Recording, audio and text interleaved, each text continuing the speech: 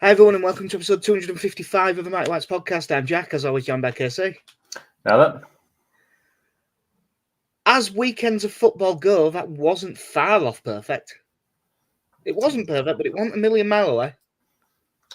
pretty solid weekend of results for us. Yeah, obviously we didn't get to do one before the Stoke game because that was when I was working till 3 a.m. all the time. But we did our predictions for that. Everyone went for a win. We did win. KC, you had 1-0, which has put you in a healthy lead. So, Sheffield Wednesday. I was really nervy going into this one. I mean, I'm always a bit of a pessimist, but it must have been getting through the fan base. One, I saw a lot of it on Twitter, and two, even you went for a draw. I mean, just based off the form they're in at the moment, it's weird coming up against second bottom, who are probably the second or third most informed team in the division. Yeah, is an odd proposition. Couple that with a few trips to Hillsborough, which haven't gone so well. Yeah, its record there is not great, is it? I imagine it's probably a bit mixed, but you know, I'm thinking of things that happened in 2012, 2013, around that time. You got stuff like that. You got stuff like the Matt Smith incident and all the things that were going on around that. Yeah, wait, I was going to say, because I remember that we got beat 6-0. I'd actually forgotten he got sent off about a minute after coming on, didn't he? Yep. I'd forgotten about that bit. I think you had Adam Reach scoring a great goal against us, which was then that was the 1-1. Was that the one where Matej Klich also scored a really good goal? Yeah, that's that one. So there is, now that we can look back on it and laugh, there is an amazing video from, I think it's from the Leeds end of that goal, where Leeds fans go, way, when he hits it. And then he drops in, and you're like, oh, fuck. But yeah, I had a bit of pessimism going into this. And although I'd say we were the better side throughout, for like the entire first half, you couldn't have said it was great.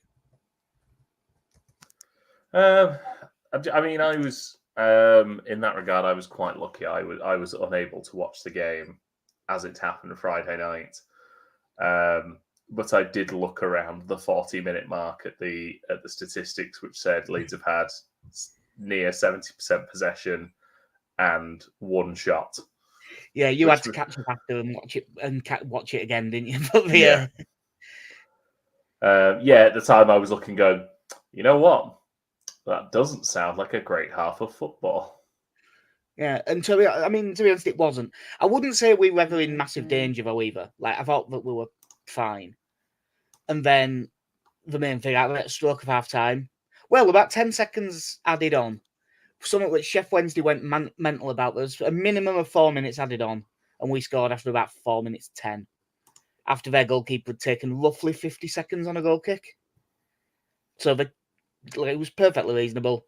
But Leeds worked the ball out to Firpo on the left side of the box, who puts in a fantastic cross. Like, you couldn't ask for a better ball in. Bamford's movement is good and he beats the defender. If it was a Leeds defender, you'd think he got beat a little bit too easily. But Bamford's movement is good and he just gets there, puts his right foot on it. No, doesn't try to do anything complicated with it, just makes sure to keep it down and finishes well. Yeah, it's quite a nice number 9's goal. Is that you quite like seeing Bamford get? I think you might have been generous there. I think if a Leeds player had defended Bamford the way their fullback did for that goal, I'd be absolutely fuming because he looks like 3 times to check he's on his shoulder. And then he's just not. Yeah. And he does what any self-respecting defender does. He screams for offside. Yeah. Well, I mean, it was a very funny offside appeal when someone is that blatantly not offside. Like, sometimes they're close and you go, oh, well, it's worth the appeal. But that one, he was touching him and he was in front when the ball comes in. Leeds were much better in the second half. Complete control all the way through. Probably the only criticism would be that they maybe should have got one more. But the goal itself, a long ball played forward, which we did a little bit more in this game. I could hear my dad being happy, even though I wasn't watching the game with him. They were sort of squeezing up, and Ampadu was finding a lot of room to play his longer passes. This stat might not be exactly right. I think that this will probably have been on all stats out way if I've heard it, but I think he got 15 out of 20 long passes, which is pretty good going.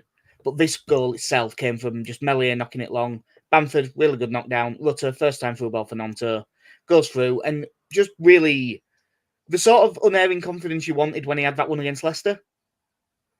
Yeah. No cutting inside, no messing about. No, just finish it well, and he scores 2-0, and from then on, the game was done. Yeah, I mean, up to this point, you've really only had Mellier's made that save from close range in the first half, and that's about it in terms of. I was going to leave the Meslier thing to the end because I was going to play as Meslier and Ampadu after this game, but as it's come up, that save in the first half from Meslier. I can't remember the name of the player that he saved it from, but it fell to it was a corner and it fell to that defender. I'll find his name, Gassama. And he doesn't, from that distance, normally if it gets saved, you'd say it's probably not a great finish. But I don't think it was that long with a finish. I think it was just an excellent piece of goalkeeping. And probably the best save I've seen him make in a long time. Because he's made other good saves, but that's the first one in a while where I really didn't think he had a shot at saving it, and he stopped it. It wasn't quite as good, but can you remember that one he did away at Sheffield United? Where when we won 1-0 late through Bamford, but they had a chance earlier in the game where it was unmarked, 10 yards out, it's a goal. And he gets out and flicks it wide. It was one of them saves that, if that goes in, it becomes the Huddersfield game. They can sit in even more. They can just take time out of the game, and it's really hard to get out of it. That save could prove absolutely massive for the rest of this season.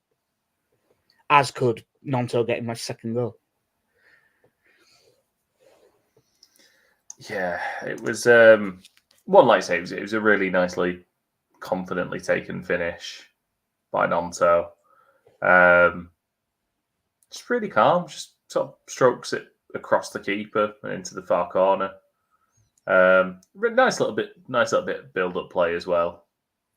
So it kind of a nice bit of link-up play. And I think it was better build-up play than it got sort of credit for at the time. I thought it was a really nice little move.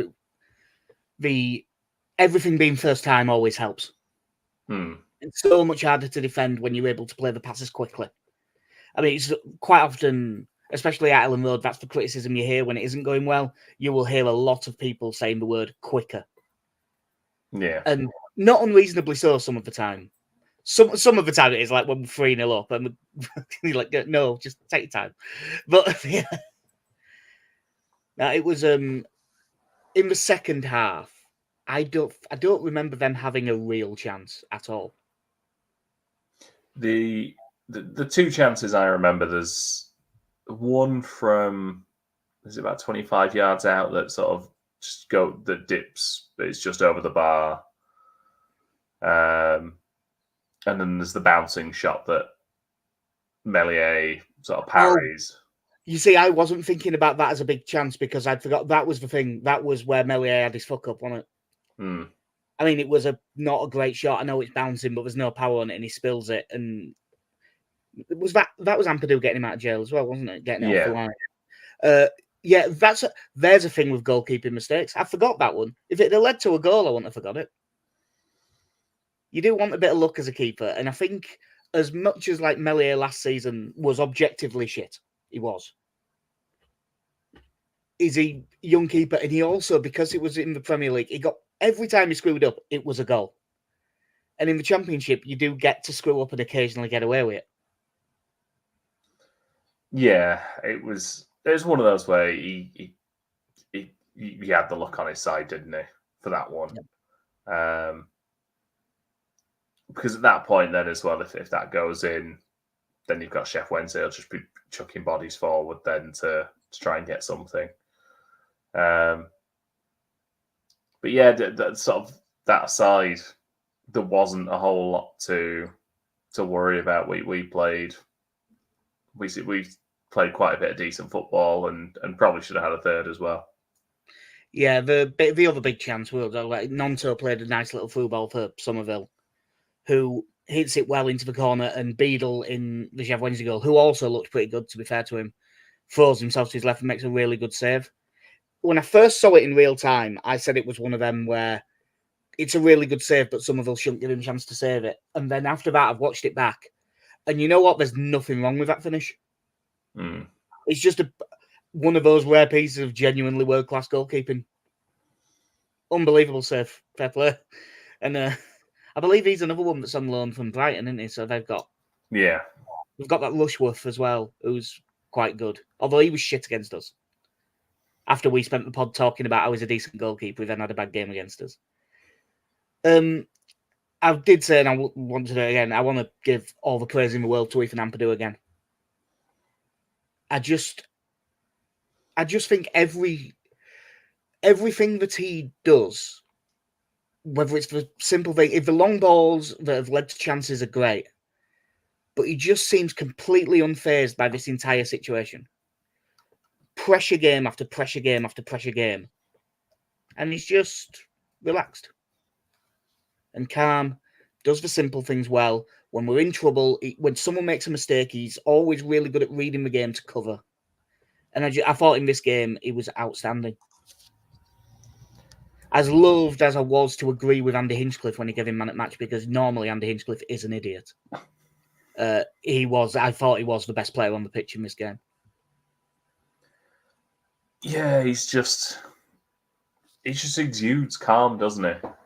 I think we said before, when you kind of go back to the Leicester game, that you looked at the struggle that we were having getting the ball up the pitch, and we sort of just had that moment where it was, right, fine, I'll take it over halfway then. Like, I will drive us forward, and I think he has that ability to kind of either try and grab the game by the scruff of the neck and make something happen, which I know it's a bit tougher to do from defence, but, in that case, it was, well, we can't get out, so I will get us out. Yeah. And in this case, it's just being a really good defender. Like that's all it takes sometimes. And because you had a couple of moments where, like, Joe Rodon had that moment of, I think it's the one that, I think it leads to one of their chances in the second half, where he's sort of dribbling diagonally about 25 yards out, goes shoulder to shoulder with someone and seems to hit the deck a bit too easily. And I think, everyone has those moments, but you every now and again with Joe Rodon, you see it where his decision making is not entirely there when he's under a bit of pressure. Which is a nitpick. It's just in comparison. Yeah. With Ampadu, it all just, everything's just very measured, and it's just he plays football as if he's saying, "Don't worry, guys, I've got this." Yeah, and he does. And obviously Liam Cooper is captain and will remain so for the rest of his season, and he should be. But you just watch Ampadu and think, well, if you're it for several years after this, I think I'm good with that. Yeah, it's to be honest, it's quite nice, because I think you looked at what used to be the quote unquote leadership group of Ayling, Cooper, Bamford, Dallas, and the inevitable is going to happen to them sooner or later. Obviously Ayling's already gone. We're not sure on what will happen with Cooper. We're not sure what happens with Dallas. You're looking at Bamford's probably sticking around a bit longer, but especially with what happened to us last season, you want to see a few of those players kind of emerging, and I think it's so good that we've got someone who is 23. what is he 24 now? I think, but like he's like still very. Oh no, you're right. He's 23. You know, it's 24 in September. so you know to have someone like that who just. I know people want. I know a lot of people like having a leader who is going to shout at people and point like Neil Kilkenny does, and No one can point like Neil. no Kilkenny. one can point like Neil Kilkenny can. But I'm trying to remember who it was now. I think it was Redfern was on Radio Leeds saying, "Well, if I'm stood on the touchline ranting and raving at people, what confidence will the players have in me after having spent a week preparing for this?" Mm. And I kind of get that with captains as well. That there's just no, I don't need to scream at you. You all know what you're doing, and I'm gonna make sure I know what I'm doing. And by me doing my job, you guys will all feel better for it. Yeah, it is more of a lead by example thing because I say all the time, I don't think it matters that much, but I think it helps if they are calm and collected. It's not like cricket where the captain's making loads of tactical decisions in game and it really matters who it is. I don't think it matters that much in this, but Ampadu has been just fantastic. When I look through the sides as a whole, like basically when you go through the entirety of it, I don't think anyone had a bad game. Like Somerville wasn't quite at his best again, but he was fine. Probably same for Ruter. Thought Bamford did well. Thought Nonto was good. Gruev was just tidy. Glenn Kamara I thought was improved. Especially first. I thought he was a lot better in this game. Then obviously Roden was good. Gray was good. Verba was good. Connor Roberts, when he came on and seemingly played number 10 for a bit at the end of the game, was good. Byron wasn't on long enough to do much, and you couldn't really judge James or Joseph in that situation. But it's just now when they didn't pick the team that I wanted for this game. I thought Roberts deserved to stay in. I thought you probably move Gray into midfield. But the difference with the way our squad's playing is at the minute, I read the team and went, oh, that's not what I'd have done. Still happy with that though. Good, it's a good team. And that's the situation we're in now. There's 16 players that you could start, and no one's going to really say anything other than, "All right, fair enough." Yeah, I mean, you kind of look to. I know December was obviously the rough patch for us, but you also had that period of not really having many options on the bench. There was still always 2 or 3 players out, and it was typically players that wouldn't have been starting. But it just meant when it came to making changes in the game that we were you just didn't really have anyone there. And you were quite reliant on, Mateo Joseph coming off the bench for 10 minutes to try, or Bamford coming off, who wasn't quite fully fit yet. And, so it's quite nice now when you're looking at that you've got this, that you've now actually got a full squad available, and decent options on the bench. I mean, I think they are a touch on the one-dimensional side in terms of the options you have, but I think most teams in the Championship would absolutely snap your arm off for Somerville, Nonto, James, and Anthony as your options. Yeah, there are other wingers in the league that are in the bracket with them, but I don't think anyone's got 4 better than us. No. Obviously, like Leicester have got Mavadidi and Fatawu, and they're both excellent. But I'm not sure they've got 4. But they've also been excellent this season, and we'll get on to them now. We'll do it in order of amount we'll have to say. Sunderland gave us a chance by getting back to 2-2 away at Southampton, but in the end they lost 4-2. And by the sounds of it, defensively, it was pretty appalling. Because I've seen plenty of Sunderland fans going mad, but truth is, I haven't even seen the highlights of that one. Whereas the Hull and Leicester game, I actually did watch. I only half watched it because I was working at the same time. But Hull were every bit of a match for Leicester and probably with a marginally of a better side. Both teams were taking a lot of really big chances in possession, and you did keep watching it thinking if either team was pressing like really well, they might get 6 here because it was really cutting it close. But I thought Hull were pretty good in this game. It sort of went back and forth. Obviously, Carvalho missed a. I called him Pedro Carvalho, who I think plays for like #United. Fabio Carvalho. I think that he missed a penalty early on that was a like really shit penalty. But a 2-2 draw was enough to make us really happy. It takes us to only 3 points behind Leicester, and they've only won one of the last 5 now. I still to this day don't really care if we win the league or not, but we can't.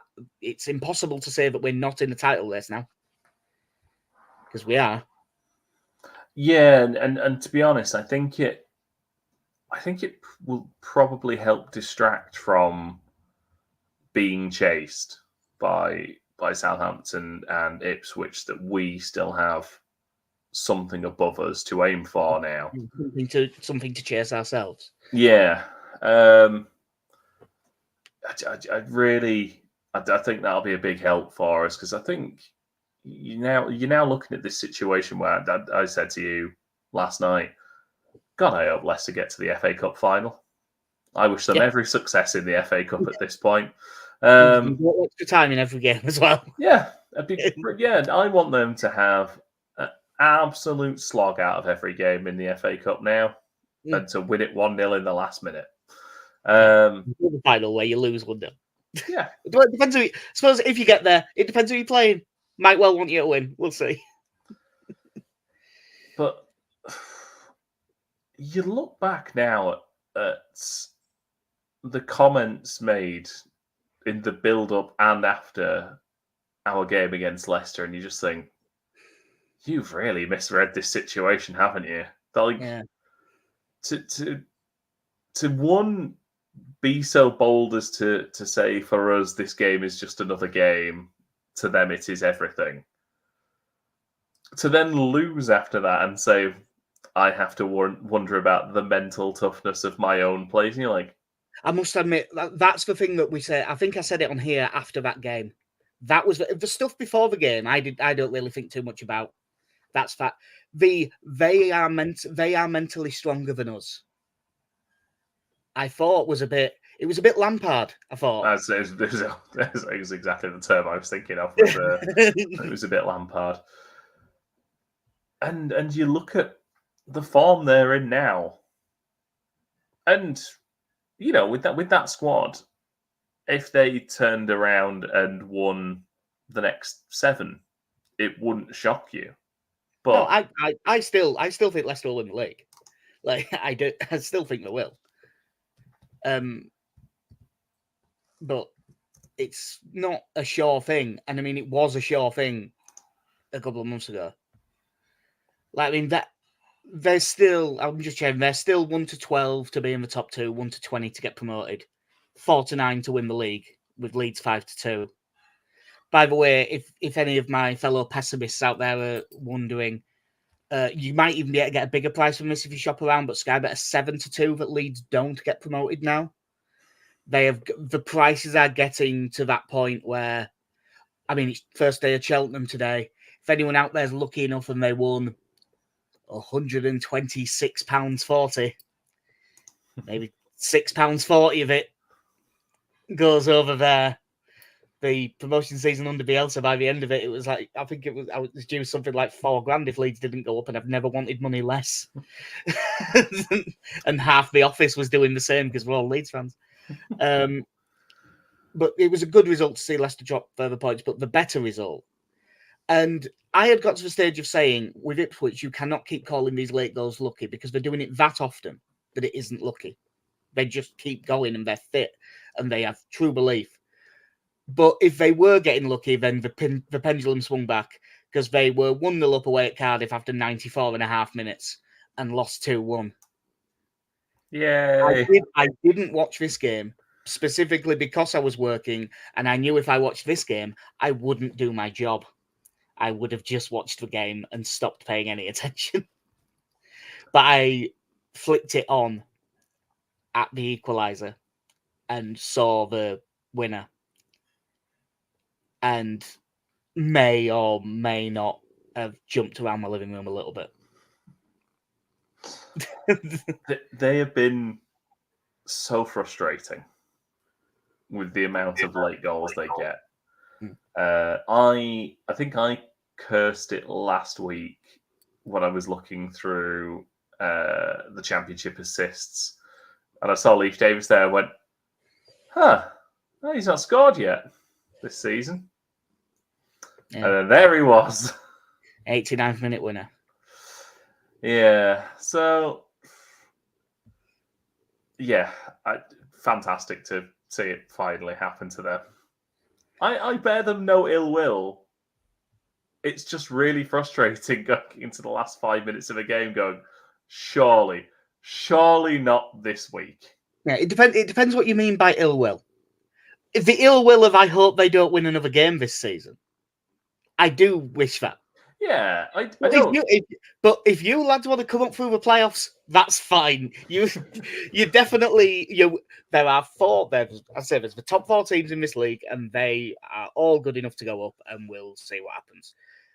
But I hope that Southampton and Leicester and Ipswich don't win another game this season, please.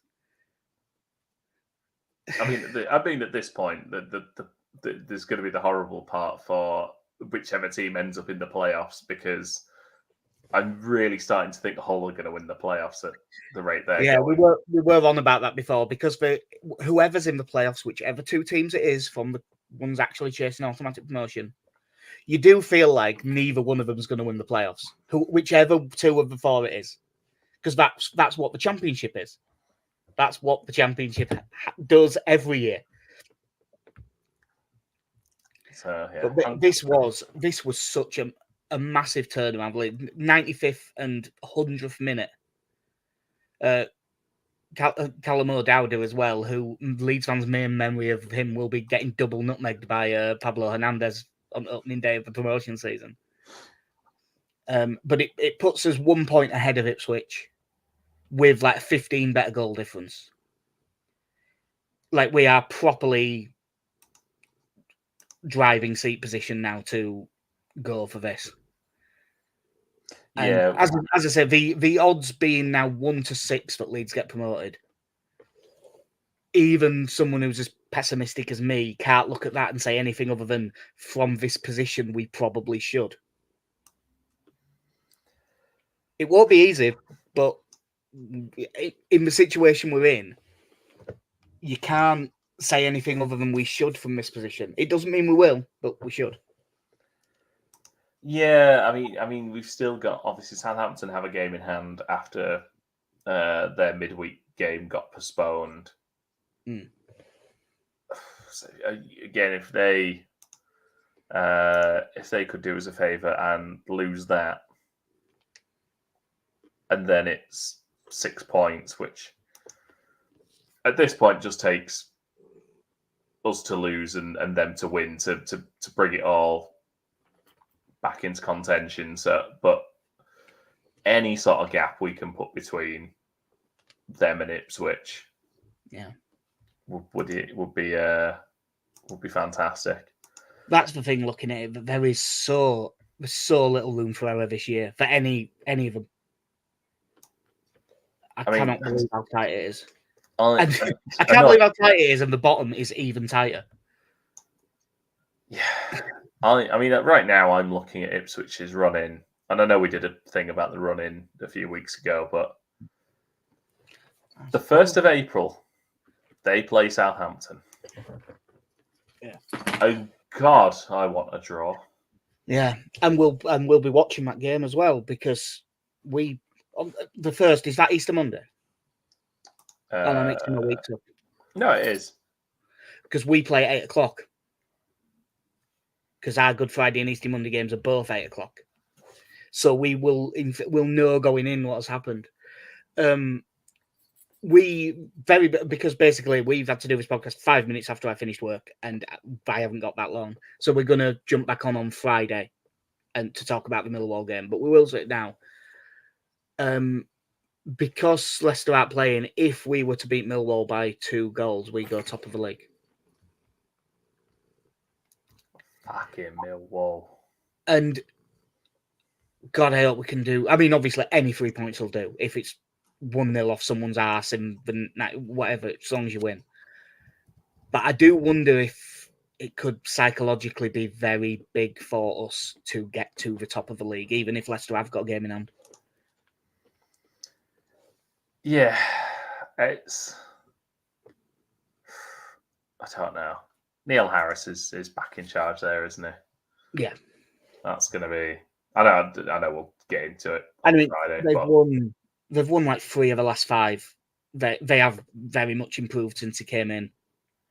They're only 5 points above relegation zone as well, so it's not like they're mid-table and nothing to play for. He will get them up for that one. They will be well up for this.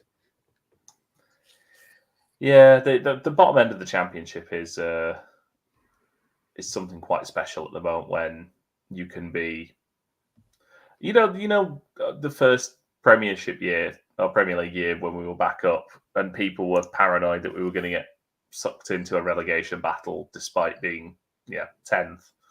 And yeah, when we had like 10 games left and we're on 34 points. Yeah. I'm worried about people then. If you're Watford in 14th, I know that's 45 points. But I wouldn't be entirely confident. Yeah. I am 100% confident that Watford will be fine, but I bet if I was a Watford fan, I wouldn't be. No. Like that's where the difference is. Although they have just they've sacked the manager and put Tom Cleverley in charge just to make us all feel really old again. Yeah. I'm just having a glance for Saturday. We'll talk about it more at the time, but Ipswich are at home to Sheffield Wednesday, so having wanted nothing to do with you on Friday and wished ill upon you, come on, Sheffield Wednesday.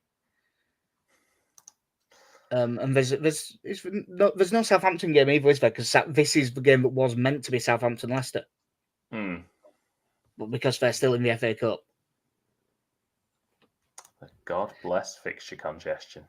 Yeah. So it's going to be a tough, and it'll be another tough game, but we'll talk about it more properly on Friday. So last thing is, Casey, right now, bookies have us 1 to 6.